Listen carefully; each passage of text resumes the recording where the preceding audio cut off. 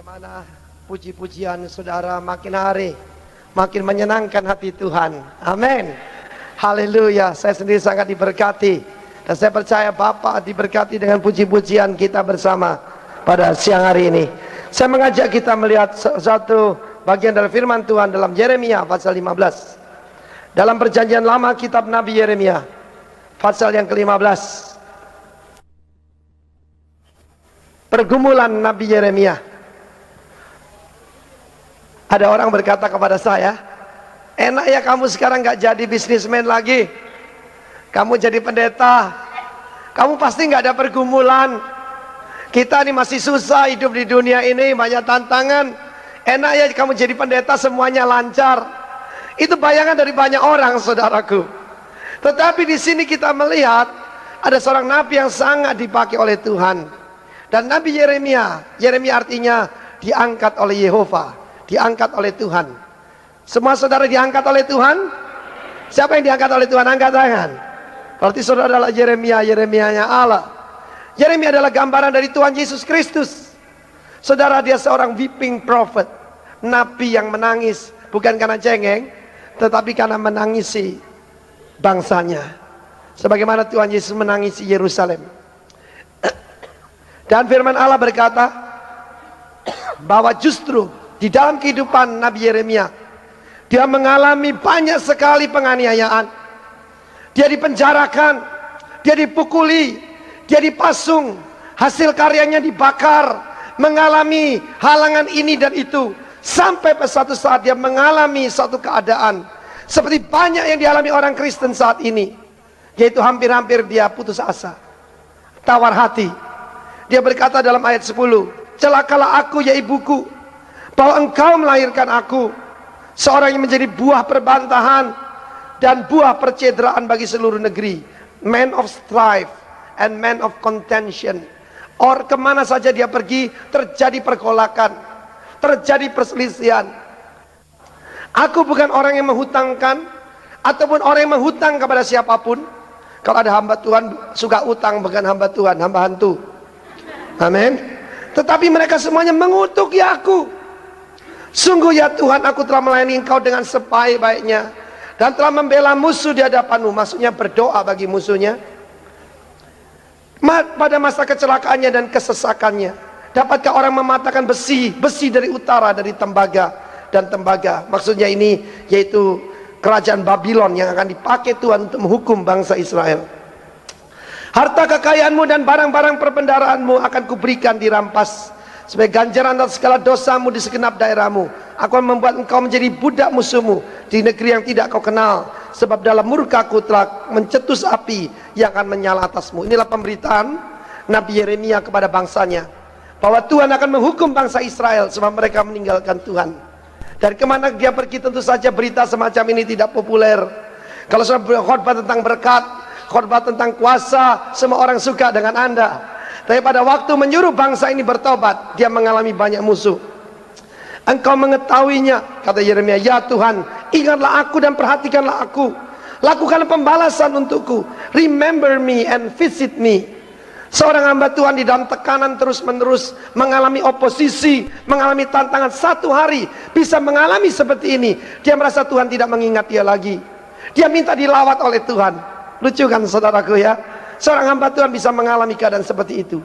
Dan kalau Yeremia mengalami seperti itu, banyak daripada kita, kemana saya pergi rekan saya, kenapa nggak melayani lagi? Kecewa. Kenapa engkau tidak lagi datang kebaktian? Tawar hati. Saya ketemu dengan banyak orang seperti itu, saudara. Terhadap orang-orang yang mengejar aku, jangan membiarkan aku diambil karena panjang sabarmu. Ketahui bagaimana aku menanggung celah karena engkau. Ayat 16, perhatikan saudaraku. Apabila aku bertemu dengan perkataan-perkataanmu atau firmanmu, maka aku menikmatinya, aku memakannya. Firmanmu itu menjadi kegirangan, joy bagiku, dan menjadi kesukaan hatiku, joy and rejoicing, sebab namamu telah disuruhkan atasku ya Tuhan semesta alam.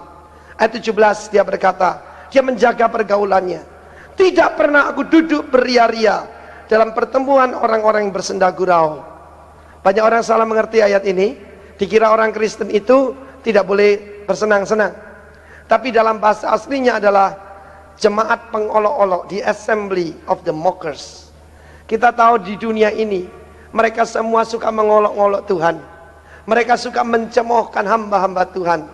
Dan setiap kali saya pergi kemanapun saudaraku, yang selalu diserang itu hamba-hamba Tuhan. Tetapi kita yang sungguh-sungguh dalam Tuhan, kita tidak mau bergaul dengan orang-orang semacam itu. Ayat 17, firman Tuhan diteruskan, karena tekanan tanganmu aku duduk sendirian. Tuhan memisahkan kita. Sebab engkau telah memenuhi aku dengan geram. Ayat 18, saudaraku, dalam keadaan puncak dari penderitaan Yeremia, dia berkata, mengapa penderitaanku tidak berkesudahan, dan lukaku sangat payah, sukar disembuhkan. Sungguh engkau seperti apa? Sungai yang curang bagiku, air yang tidak dapat dipercayai. Saudara, sebelumnya dia memanggil Tuhan itu pengharapan Israel, penolongnya di waktu kesesakan, sumber yang kekal. Tetapi karena segala macam tekanan dan penderitaan menimpa dia bertubi-tubi, orang-orang mengutuki dia, dia diolok-olok, akhirnya dia mencapai batas kekuatannya, dan dia mengeluh kepada Tuhan. Sekarang Tuhan menjawab. Perhatikan ayat 19 sampai 21. Doa itu dialog, jangan ngomong terus pada Tuhan, biarkan Tuhan bicara. Dan biarkan Tuhan bicara pada kita pada pagi hari ini. Kalau ada saudara mengalami tekanan demi tekanan, lukamu tidak sembuh-sembuh, perusahaanmu belum ditolong oleh Tuhan, ekonomimu belum ditolong oleh Tuhan, anakmu belum kembali kepadamu, suamimu belum kembali kepadamu, engkau merasa tidak dilawat oleh Tuhan, tidak diperhatikan oleh Tuhan, perhatikan apa yang dikatakan oleh Allah. Ayat 19, mari kita baca sama-sama. Karena itu beginilah jawab Tuhan, jika engkau mau kembali, aku akan mengembalikan engkau menjadi pelayan di hadapanku. Dan jika engkau mengucapkan apa yang berharga dan tidak hina, maka engkau akan menjadi penyambung lidah bagiku. Biarpun mereka akan kembali kepadamu, namun engkau tidak perlu kembali kepada mereka. Terhadap bangsa ini aku akan membuat engkau sebagai tembok berkubu dari tembaga. Mereka akan memerangi engkau, tetapi tidak akan mengalahkan engkau. Sebab aku menyertai engkau untuk menyelamatkan dan melepaskan engkau. Demikianlah firman Tuhan. Aku melepaskan engkau dari tangan orang-orang jahat dan membebaskan engkau dari genggaman orang-orang lalim. Yang pertama, satu kenyataan yang saudara harus tahu, satu kebenaran bahwa begitu kita mengikut Tuhan Yesus, kita melawan arus di dunia ini. Amin. Begitu saudara melayani Tuhan, saudara menjadi target daripada iblis. Saudara akan menjadi sasaran olok-olok. Saudara akan jadi sasaran fitnah dan gosip daripada dunia ini. Kita harus tahu ini, saudaraku. Setiap orang yang mau hidup beribadah di dalam Kristus Yesus akan menderita aniaya. Berapa banyak saudara mau hidup beribadah di hadapan Tuhan? Angkat tangan. Saya mau beritahu orang Kristen yang cuma mau ikut upacara, datang ke gereja ikut upacara, mereka tidak akan mengalami apa-apa. Tapi orang yang hidup beribadah, saudara akan mengalami seperti Yeremia. Yeremia mengalami tantangan demi tantangan, ancaman demi ancaman, bahkan nyawanya mau dihabiskan. Kita mengalami tantangan demi tantangan. Tetapi Tuhan pada saat itu dia menegur Yeremia. Ada 3 tingkatan hamba Tuhan di sini. Sebelumnya saya ceritakan satu kejadian. Ada teman saya, teman baik. Kami membuat skripsi sama-sama dan kami sama-sama lulus menjadi insinyur sekitar tahun 75-76. Waktu itu dia punya anaknya yang pertama. Dia telepon saya, senang sekali. Dan dia berkata, waktu itu saya baru jadi Kristen saudara ya, baru bertobat. Sekitar tahun 80-81. Dia berkata, dulu anak saya mau beri nama Yohanes. Tapi dia berkata pada saya, wah Yohanes itu mati nih gak enak, katanya saudaraku. Yohanes itu ndase diketok, katanya ditaruh di piring. Wah saya ganti namanya. Saya cari murid-murid Tuhan Yesus, sebab saya kan Kristen katanya. Saya harus beri nama.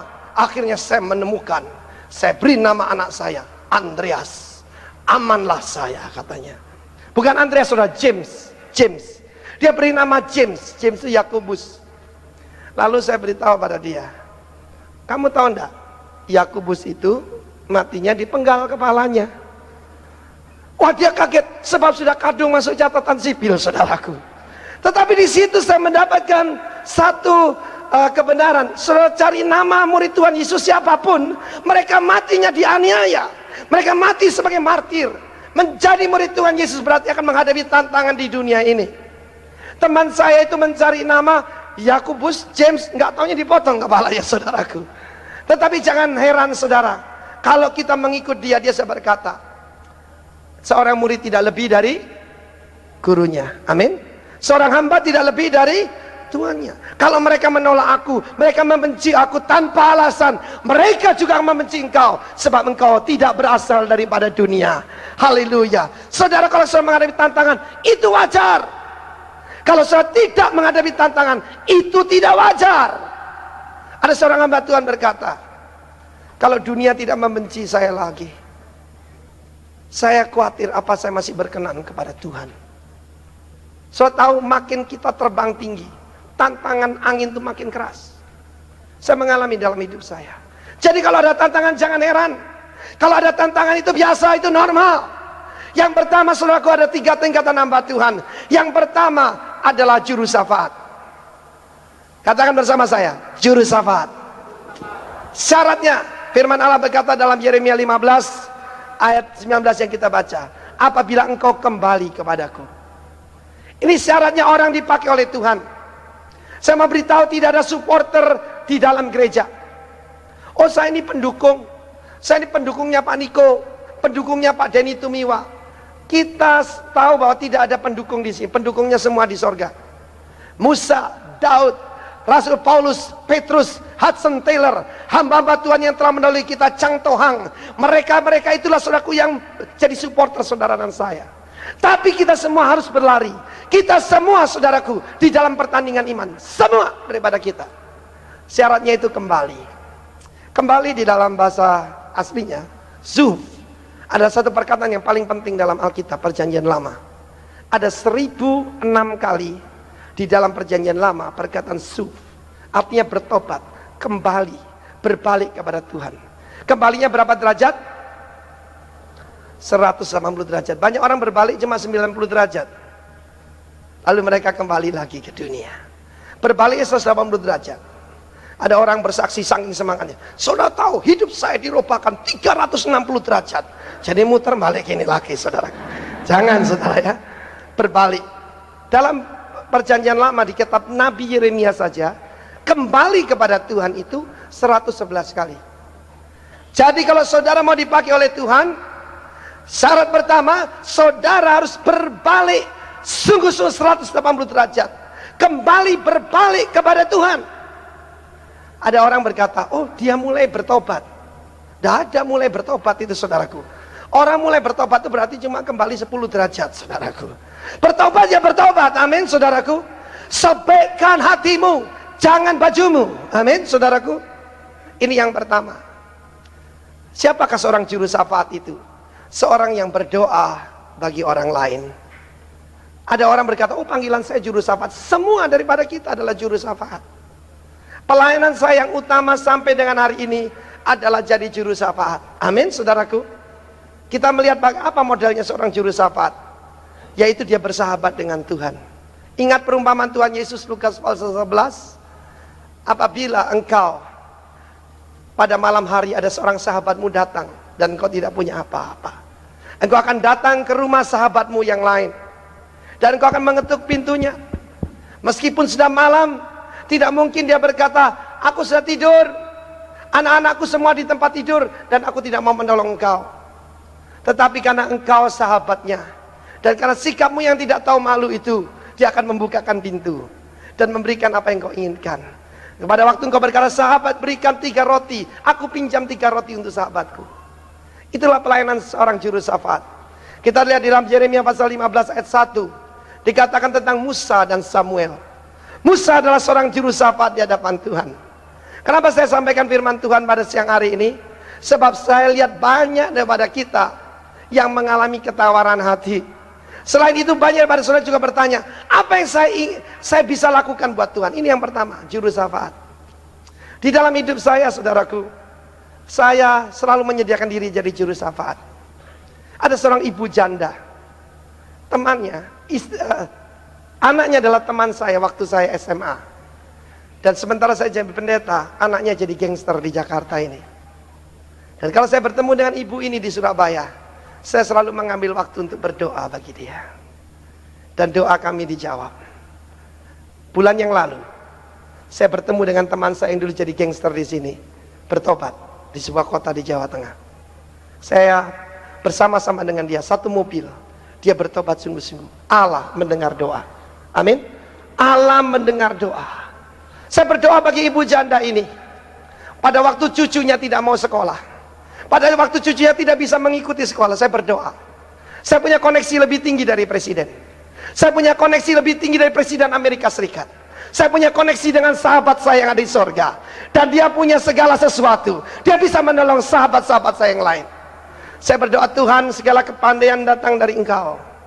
Segala kepandaian dimulai dengan takut akan Allah. Aku minta roh takut akan Allah atas keluarga ini. Sesuatu yang terjadi, ibu janda itu telepon saya dengan penuh sukacita. Pak Arifin, anak yang tidak mau sekolah itu sekarang ranking 1 di Jakarta ini. Tepuk tangan bagi Allah kita. Haleluya. Saudaraku, Musa berdoa bagi bangsanya. Saudara bisa mulai berdoa bagi orang lain. Itu pelayanan saya yang utama dan pelayanan saudara. Saya saksikan bulan yang lampau. Pada waktu saya ditugaskan Pak Niko pergi ke daerah Eropa, saudaraku, dan terakhir di Singapura. Kami berdoa untuk seorang pemuda, kanker stadium terakhir, saudara. Dia tidak bisa makan, tidak bisa minum, tidak bisa buang air besar. Dan kami bertemu dengan istrinya pada waktu mereka pengantin baru-baru, pengantin 2 bulan. Sudah harus mati karena kanker usus stadium terakhir. Dan saya datang ke rumah sakit itu.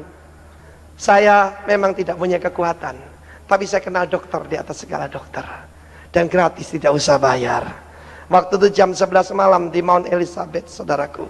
Dokter lain mungkin gak mau dipanggil jam sekian, tetapi pintu dari sahabat saya selalu terbuka. Waktu kami berdoa, Tuhan, tunjukkan apa yang harus kami lakukan. Karena besok dia harus dioperasi, ususnya dibuka di perutnya, dan dia akan mengeluarkan kotoran seumur hidupnya dari situ. Dan diberikan umur cuma 3-6 bulan. Dan apa yang terjadi? Tuhan Yesus setia. Tuhan Yesus baik. Dokter Yesus praktek tidak kenal jam praktek, saudaraku. Dia jamah anak ini, dia sembuhkan. Dan kemarin pemuda itu bersaksi di Rumah Sakit Geraha Medica dengan membawa bukti-bukti dari Yayasan Darmais. Seluruh kankernya disembuhkan oleh Tuhan. Tepuk tangan bagi Allah kita. Apa syaratnya menjadi seorang juru syafaat? Engkau harus kembali kepada dia, bertobat sungguh-sungguh.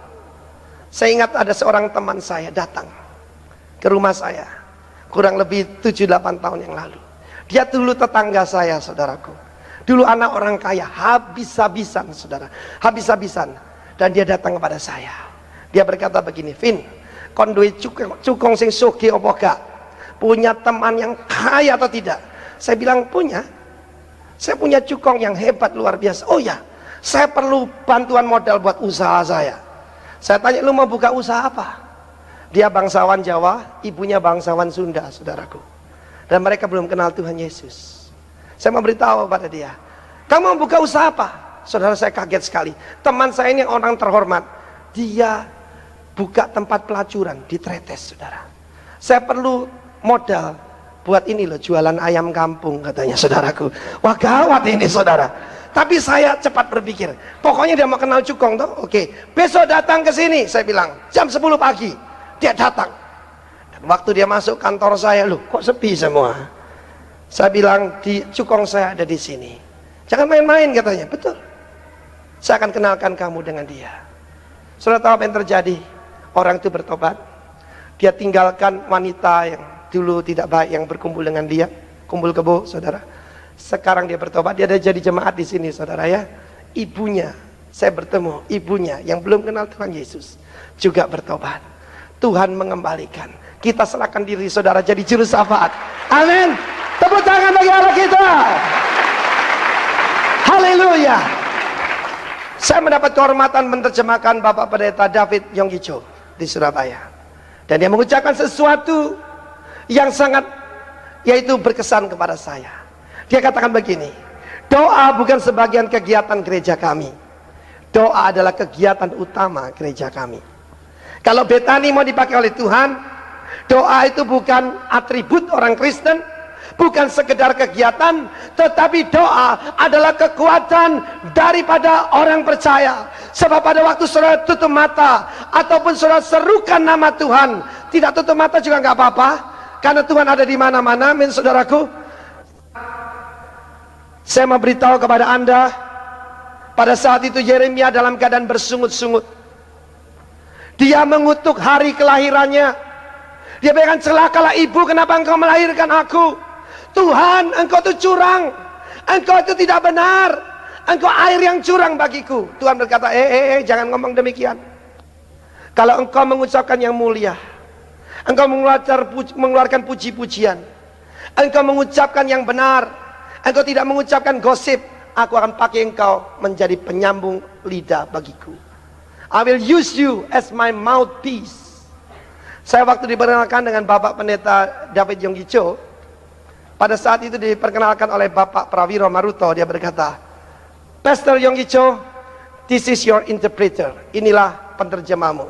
Dan dia tersenyum kepada saya dengan simpatik sekali. Dia berkata, oh, this week you will be my mouthpiece. Minggu ini engkau akan jadi mulut bagi saya. Saudara, banyak hamba-hamba Tuhan sebetulnya disediakan untuk menerjemahkan hamba Tuhan yang terkenal ini.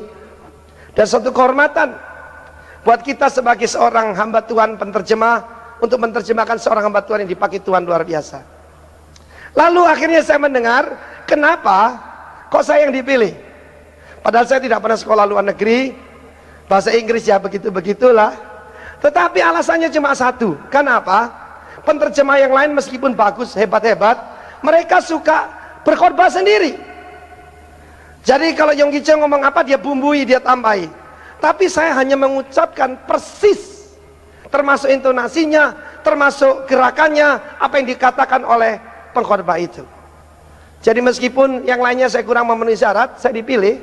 Alasannya karena saya tidak pernah bumbui, saudaraku. Demikian juga kalau saudara mau dipakai jadi mouthpiece-nya Tuhan, saya mau dipakai jadi penyambung lidahnya Tuhan, maka mulut kita harus dibenarkan dulu. Minta api dari sorga untuk membenarkan mulut kita. Amin. Haleluya. Saya ingat apa yang dikatakan oleh Daniel Alexander. Dia kata begini, orang Kristen ini aneh, kalau ditutupi omongan bisa jadi lebih panjang, lebih banyak, tapi kalau dititipi duit sering-sering berkurang, katanya, saudaraku. Saya percaya nggak ada di Jakarta ya, mungkin di tempat lain. Kalau dititipi uang 1 juta, sampainya cuma 500.000, disunat, saudaraku. Ya, haleluya. Tidak banyak orang dipilih jadi bendaharanya Tuhan. Tingkatan kedua ini saya katakan tingkatan bendahara. Ada 3 tingkatan hamba Tuhan. Yang pertama itu adalah pelayan.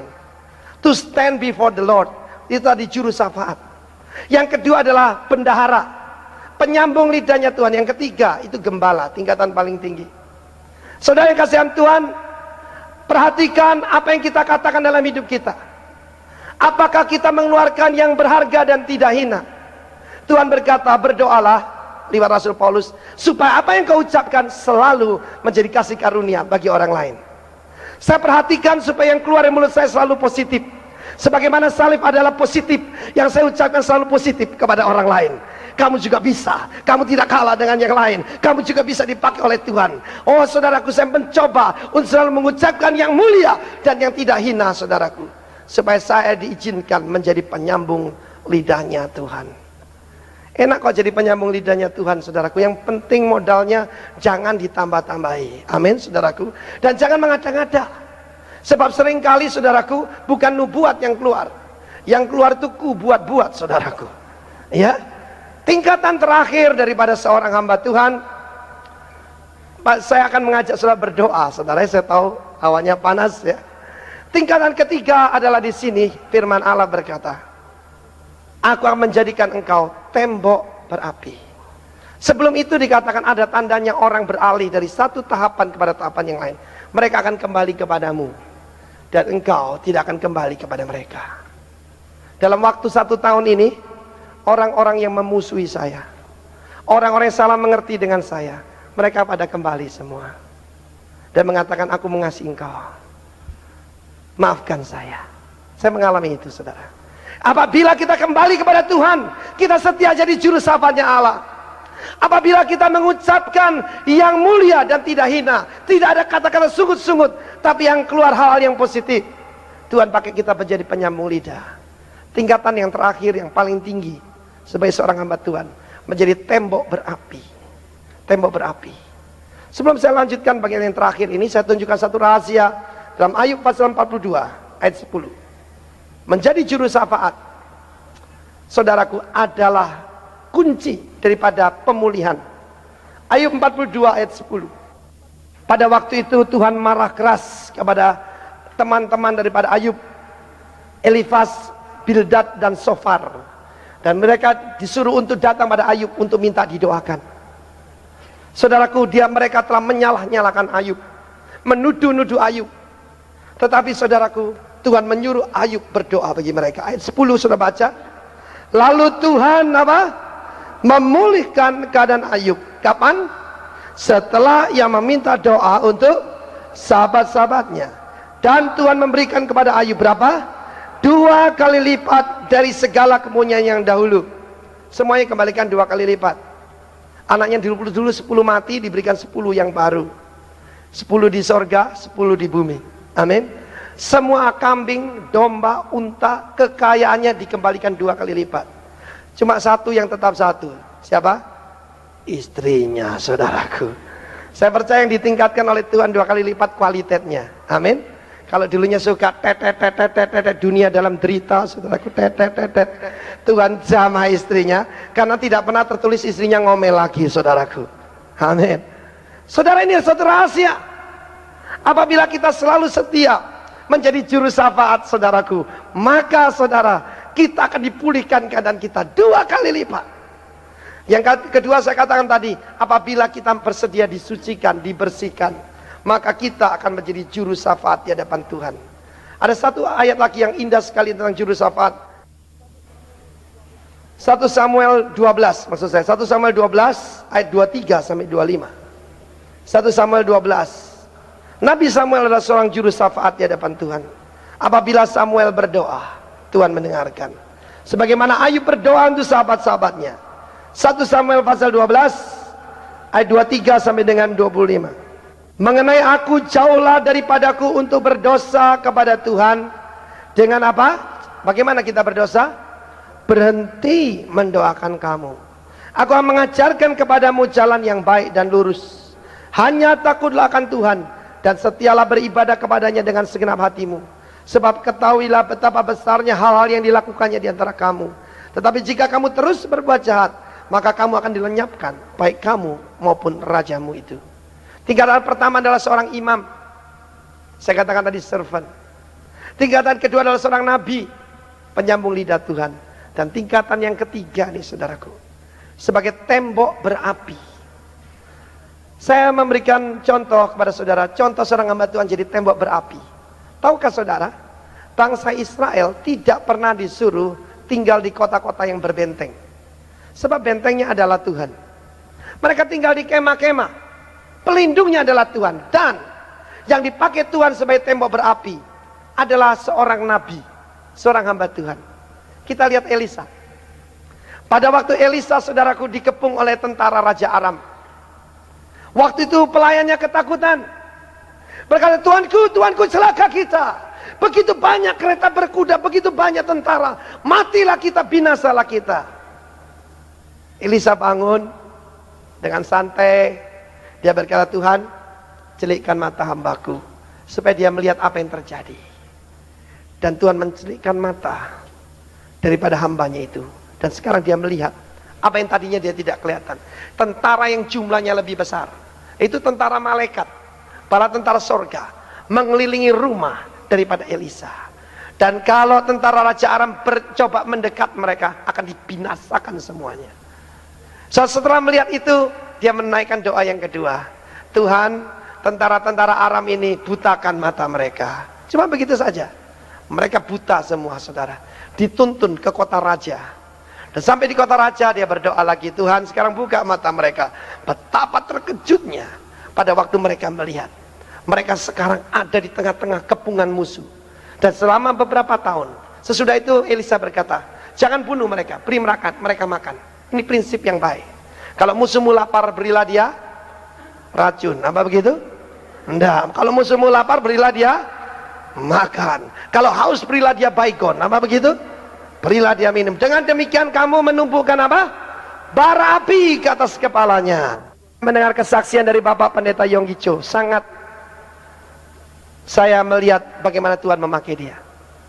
Dia bercerita pada saat krisis daripada bangsa Korea Selatan. Pada saat itu di mana-mana ada unjuk rasa.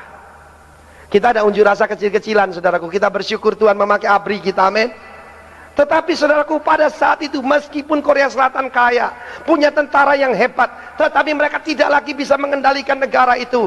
Kampus di mana-mana dibakar, saudaraku. Terjadi perkelahian dengan polisi dengan tentara, dan tentara juga setengah hati sebab yang ditembak ini anak-anaknya sendiri, saudaraku. Pada dalam keadaan seperti itu, pemilu tidak mungkin dilakukan di Korea Selatan. Perdana Menteri memanggil Pendeta Yonggi Cho. Dia katakan, kerahkan seluruh jemaatmu, berdoa bagi bangsa ini. Dia tidak memanggil seorang jenderal, dia tidak memanggil seorang ahli strategi politik, tidak memanggil seorang ahli psikologi massa, dia memanggil seorang pendeta. Yonggi Cho memanggil semua orang Kristen untuk berkumpul dan berdoa. Dan saat itu terkumpul, saudaraku, jemaatnya waktu itu baru kurang lebih 600.000, 750.000 orang Kristen berkumpul di Yoido Plaza. Dan saat itu orang-orang komunis, mahasiswa-mahasiswa komunis mengancam untuk membunuh pendeta ini. Tetapi dia tinggal di gereja, saudaraku, dikelilingi anak buahnya. Mereka berdoa. Mereka berdoa. Saudara tahu, orang Korea, kita mesti belajar dari orang Korea bagaimana berdoa, saudara. Waduh, goyang semua, saudara, saya percaya. Waduh, luar biasa. Kita perlu belajar seperti itu, amin. Saudara tahu apa yang terjadi? Negara itu jadi damai. Menjadi damai, tidak lagi ada unjuk rasa. Pemilu, saudaraku, pemilu terjadi. Dan saat itu Presiden Roh Tae-woo itu dipilih menjadi presiden. Saudara yang kasihan Tuhan, apa sih rahasianya? Sebab Yonggi Cho punya koneksi dengan sorga. Dan kerajaan di dunia adalah kerajaan yang sementara, kerajaan yang akan hilang dan binasa. Tetapi kerajaan daripada Allah kita adalah kerajaan yang kekal, yang berkuasa sampai selama-lamanya. Haleluya, haleluya, haleluya. Saudaraku, waktu Roh Tae-woo menjadi presiden, saat itu sekretarisnya ditelepon, Bapak Presiden mau ketemu dengan pendeta. Oh maaf, Bapak Pendeta sedang berdoa. Kasih tahu ya, ini presiden yang telepon. Bahkan satu yang telepon Madam Roh Tae-woo. Kadang-kadang Madam ini lebih hebat dari presidennya, saudaraku. Katakan ini First Lady yang telepon kepada dia. Maaf, dia sedang menghadap kepada Tuhan dan tidak bisa diganggu siapapun. Waktu Madam Roh Tae-woo ketemu dengan Pendeta Yonggi Cho, dia katakan, pecat sekretarismu. Tidak. Sebab dia betul. Saya ketemu yang lebih besar dari presiden. Saya ketemu dengan Tuhan. Amin. Tepuk tangan bagi Allah kita. Kejadian yang kedua, saudaraku, pada waktu krisis menghadapi Korea Utara, dia kumpulkan lagi. Sekali lagi yang kumpulin 1 juta orang. 1 juta orang. Dan mereka berdoa. Oh Tuhan, kami melawan roh antikris, roh komunisme yang saat ini berkuasa di Korea Utara. Mereka berdoa, mereka ikat itu, saudara. Dan mungkin tidak banyak saudara tahu, ada seorang utusan dari Presiden Clinton yang tidak dimasukkan koran, saudaraku, menghadap kepada Kim Il Sung. Siapa dia? Billy Graham, saudaraku. Seorang hamba Tuhan yang tingkatannya sudah tembok berapi bagi bangsanya. Dan entah bagaimana, saudara, ada satu perundingan, kita tahu Kim Il Sung meninggal dunia. Dan segala rencana perang tidak jadi, saudaraku. Amin. Kalau orang menghalangi jalan Allah, mudah sekali Tuhan bikin dia check out. Amin, saudaraku. Berikan tepuk tangan bagi Allah kita. Haleluya, haleluya, haleluya. Saya mendengar kesaksian dari pendeta Ray McCauley. Ray McCauley adalah seorang pendeta di Johannesburg, Afrika Selatan. Dan kita tahu pada waktu Nelson Mandela akan menjadi presiden, saat itu akan terjadi pertempuran berdarah. Pertempuran, saudaraku, perang saudara antara bangsa Zulu melawan orang-orang yang lain saat itu. Saudaraku, bangsa Zulu adalah bangsa yang sangat berpengaruh. Mereka itu bersenjata lengkap, kaya, kuat, dan hebat. Rajanya adalah seorang yang tidak boleh menunjukkan kelemahan. Pada waktu putranya meninggal dunia, Raja Zulu dilarang hadir oleh anak buahnya, oleh jenderal-jenderalnya. Karena apa? Dia tidak boleh meneteskan air mata. Seorang raja yang meneteskan air mata dianggap raja yang lemah. Dia tidak boleh, yaitu datang ke sana. Apalagi kalau sampai dia merubah keputusannya, dia tidak bisa dianggap seorang raja yang dihargai lagi. Tapi saya mau beritahu pada saudara, Raja kita Yesus Kristus meneteskan air mata bukan karena dia lemah, justru karena dia kuat. Karena dia mengasihi saudara saya, dia menangisi saudara saya, dia menangisi Yerusalem. Itulah raja yang sebenarnya. Pada saat itu saudaraku, pada waktu akan terjadi perang saudara, sudah ditentukan. Tanggalnya ditentukan, jamnya ditentukan. Mereka semua angkat senjata dan terjadi bloodshed, terjadi banjir darah di Afrika Selatan. Dan terancam pemilu batal semua.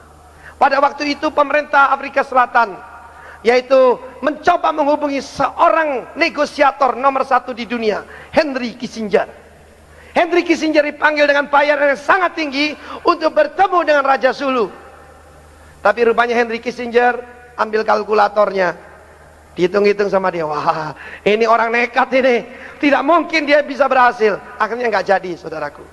Dan dalam keadaan panik, dalam keadaan negara dalam krisis yang luar biasa, entah bagaimana pemimpin daripada pemimpin Afrika Selatan berpikir, kenapa nggak ngutus pendeta saja? Mungkin pertama pendeta gratis, saudaraku, dan yang kedua kalau mati juga yang nggak apa-apa, nggak akan menuntut begitu. Ray McCauley diutus. Ray McCauley ini dulu seorang lifter angkat berat, nah, sekarang menjadi pendeta, saudara ya. Dia mengajak orang-orang Kristen di Afrika Selatan berdoa. Saudara yang kasih Tuhan, lalu dia menghadap Raja Zulu. Dia datang tidak sebagai yaitu negosiator. Dia datang tidak sebagai diplomat. Diplomat itu tawar-menawar. Seperti Jimmy Carter, itu tawar-menawar. Tetapi kita dipanggil jadi ambasador. Kita dipanggil menjadi duta dari kerajaan Allah. Duta itu tidak pakai tawar-menawar. Dia cuma berkata, "Thus saith the Lord." Demikianlah firman Tuhan. Beginilah firman dari Raja. Cuma begitu. Dia ketemu dengan Raja Zulu. Dia tidak minder. Dia tahu dia diutus oleh raja yang lebih besar. Raja yang paling besar. Raja Zulu ini waktu kecil pernah dibaptis. Kristen KTP. Dia berkata, "Yang mulia Raja Zulu, saya datang ke sini bukan mewakili cuma pemerintah Afrika Selatan. Saya mewakili kerajaan surga. Lakukan apa yang Raja Yesus mau dari Raja Zulu." Lalu dia pulang. Saudara, apa yang terjadi? Keadaan makin tegang. Karena saat itu saudaraku, Raja Zulu tidak keluar dari kamar. Pada detik di mana akan terjadi peperangan, dia keluar dari kamar ini, kamar tahtanya itu, saudara. Dan dia membuat pengumuman yang mengejutkan setiap orang. Dia berkata begini, "Saya adalah seorang pengikut dari Raja Yesus Kristus. Dan saya hanya akan mengikuti apa yang dikatakan oleh Raja Yesus Kristus. Dan dia menginginkan damai, bukan peperangan." Tepuk tangan bagi Allah kita. Haleluya. Dalam hidup saya rindu menjadi juru syafaat yang setia. Apapun tantangannya, saya rindu dipercaya Tuhan menjadi penyambung lidahnya Tuhan. Dipercaya Tuhan menyampaikan firman-Nya. Sudah 15 tahun saya berkhotbah. Sudah mungkin lebih dari 5-6 ribu kali saya berkhotbah. Saya pernah hitung, kurang lebih 5 ribu kali. Tuhan masih memberikan kepercayaan. Dan saya berdoa supaya saya tetap setia kepada Dia. Dan kalau Dia masih berkemurahan, saudaraku, saya berdoa supaya kita, saudaraku, kita semua menjadi tembok berapi di sekeliling bangsa Indonesia. Saudara, kita berdoa karena ada unjuk rasa di mana-mana. Kita minta supaya Tuhan kirimkan shalom, kirimkan damai sejahtera di atas bangsa kita. Saudara mau? Berikan tepuk tangan bagi Allah kita. Haleluya. Saya minta pemain musik kembali. Haleluya. Ini suatu pernyataan iman. Tidak akan kita pernah kecewa mengiring Yesus. Tuhan Yesus berkata, "Berbahagia mereka yang tidak kecewa dan menolak aku." Amin. Tak pernah kecewa mengiring Yesus.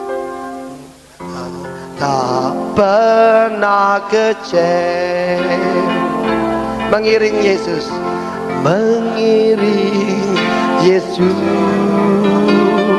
Tak pernah kecewa, tak pernah kecewa. Ku serahkan semua, ku serahkan semua. Jalan serta Yesus makin bahagia. Jalan serta Yesus semakin bahagia, semakin bahagia. Tak pernah kecewa, tak pernah kecewa. Untuk selamanya. Mari bagi berdiri. Tak pernah kecewa. Angkat tangan, haleluya. Mengiring Yesus. Tak pernah kecewa, ku serahkan. Tak pernah kecewa, ku serahkan semua. Ku serahkan semua. Jalan serta Yesus semakin bahagia, semakin bahagia. Tak pernah kecewa, tak pernah kecewa. Untuk selamanya. Tetap berdiri saudara. Roh antikristus ada di Indonesia. Apa saudara jadi takut? Apa saudara jadi tawar hati? Apa saudara kecewa mengiring Yesus? Kita nyanyikan pujian ini sebagai satu ikrar. Tak pernah kecewa mengiring Yesus. Angkat tangan kanan saudara tinggi-tinggi. Tak pernah kecewa. Dengar pernyataan kami Tuhan. Mengiring Yesus. Sekali Yesus tetap Yesus. Haleluya. Tak pernah kecewa. Ku serahkan semua. Ku serahkan semua. Jalan serta Yesus semakin bahagia. Amin. Semakin bahagia. Tak pernah kecewa. Tak pernah kecewa. Untuk selamat.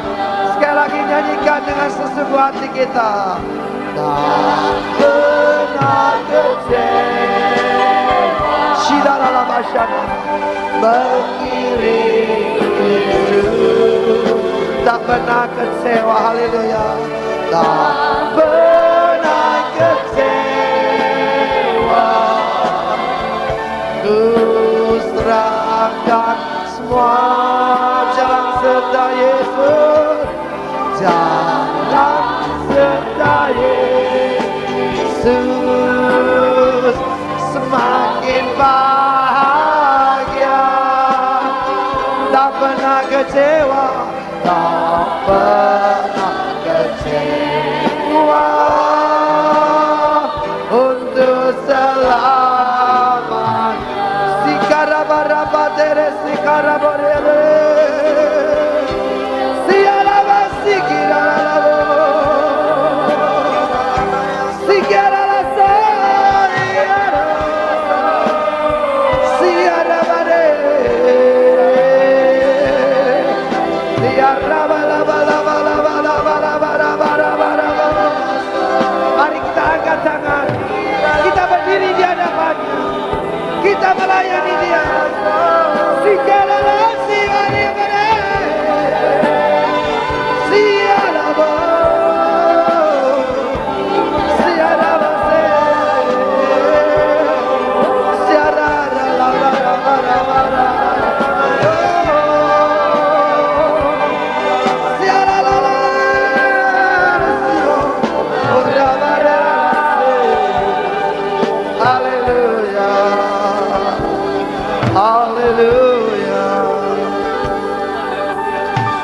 Ibrani 7 ayat 25. Karena itu, yaitu Ia, yaitu Yesus, sanggup juga menyelamatkan dengan sempurna semua orang bukan sebagian.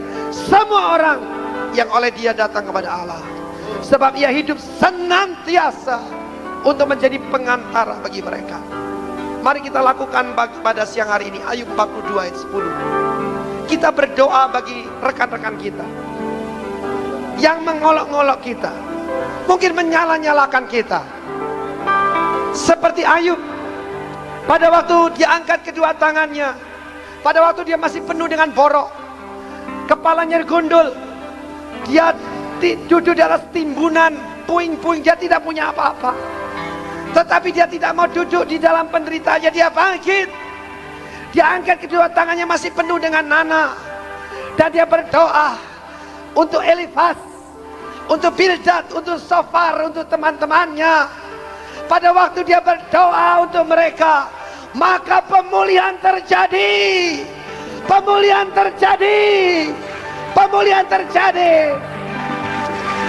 Mari yang pertama, kita akui dulu dosa di hadapan Tuhan. Kita mau kembali, kita mau suf kepada Tuhan. Ambil waktu, ambil waktu. Kalau kita sudah sesat seperti domba, mengambil jalannya sendiri, ada hal yang tidak berkenan kepada Tuhan, sucikan tangan saudara, bukan dengan mencuci tangan biasa, tetapi dengan firman Allah. Minta Roh Kudus menyucikan mulut dan bibir kita. Dan nanti kita akan angkat kedua tangan kita.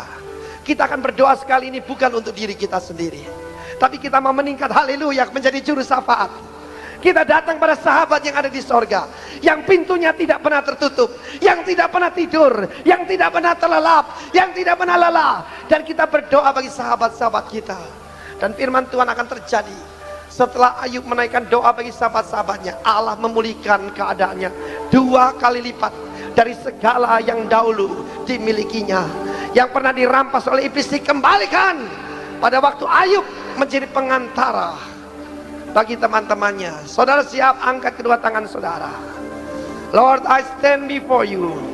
Haleluya, aku berdiri di hadapanmu saat ini dengan iman. Saya tahu jemaat di sini sudah lebih dewasa dari jemaat yang lain, daripada jemaat jam 11. Angkat suara saudara.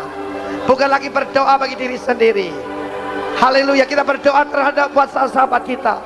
Dan setelah itu kita akan berdoa untuk bangsa dan negara kita. Berdoa tidak untuk diri sendiri lagi.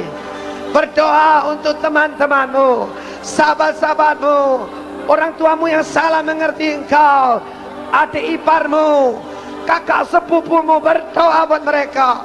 Berdoa buat orang-orang yang mengecewakan saudara. Berdoa saat ini, sambataka basiki dalam bahasa.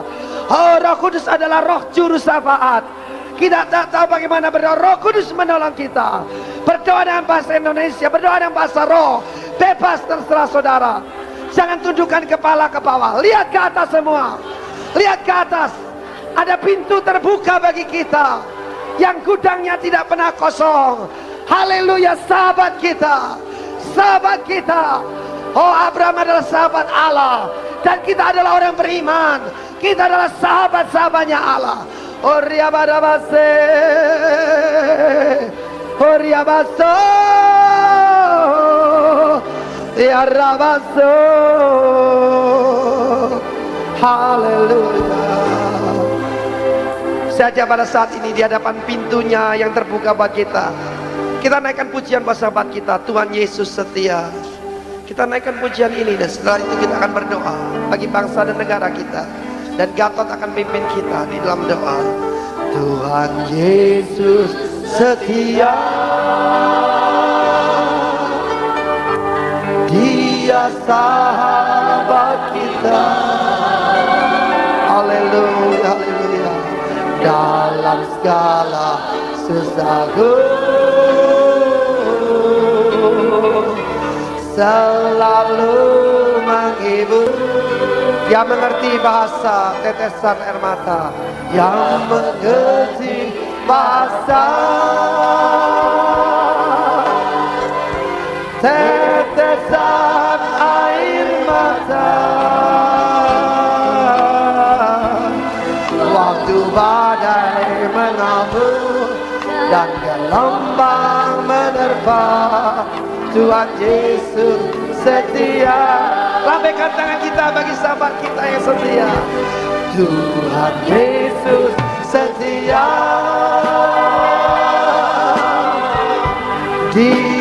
sahabat kita dalam segala susahku, dalam segala sesuatu.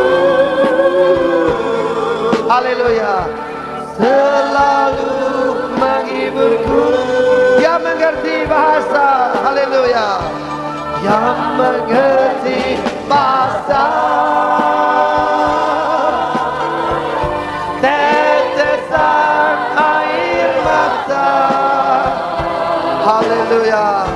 Waktu badai mengamuk dan gelombang menerpa, Tuhan Yesus setia. Saya percaya pintu surga terbuka bagi saudara. Berikan tepuk tangan bagi Allah kita. Haleluya. Saya minta waktu sedikit saja. Pejamkan mata semua. Saudara ingat rekaman apa yang sudah ucapkan selama seminggu ini. Adalah kata-kata yang setia. Yang kata-kata yang tidak benar. Menuduh Tuhan. Bilang Tuhan curang. Bilang Tuhan itu sungai yang tidak bisa dipercaya. Kalau ada, minta ampun saja. Supaya kita bisa menjadi penyambung lidahnya Allah. Roh Kudus sucikan bibir mulut kita pada pagi hari ini. Saudara berdoa. Ambil waktu. Tuhan ampuni aku bersungut-sungut. Aku ngomel. Aku mempersalahkan orang tuaku. Aku mempersalahkan engkau juga. Aku menyalahkan hamba-hamba Tuhan. Ampuni aku Tuhan. Oh Tuhan, pisahkan segala kekotoran daripadaku. Bakar dengan api-Mu Roh Kudus. Seperti perak murni. Begitulah imanku di hadapan Tuhan. Seperti emas